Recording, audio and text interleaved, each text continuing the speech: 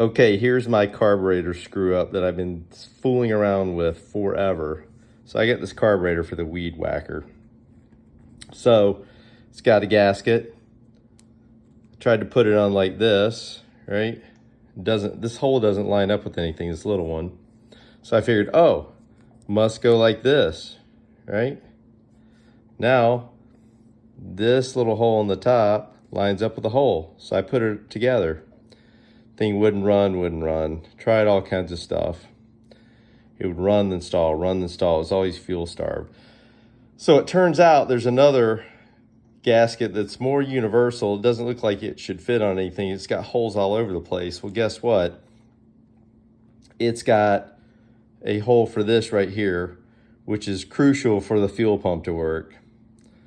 So once I learned a little bit more about these and put it together, then it worked. So anyway, I tried everything. I thought maybe the fuel lines were backwards because there's like a pickup and one that goes back, right? So you have to have these right. If they're wrong, you won't get fuel. So anyway, I kept thinking I had the lines backwards. I thought the lines were getting kinked, et cetera, but all it was is this pulsation port or whatever they call it, I can't remember the proper name right now, was covered up.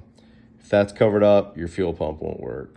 Simple as that. So stupid mistake because I didn't understand how these work and simply was just trying to line up the holes, which was a bad idea. Now it runs great.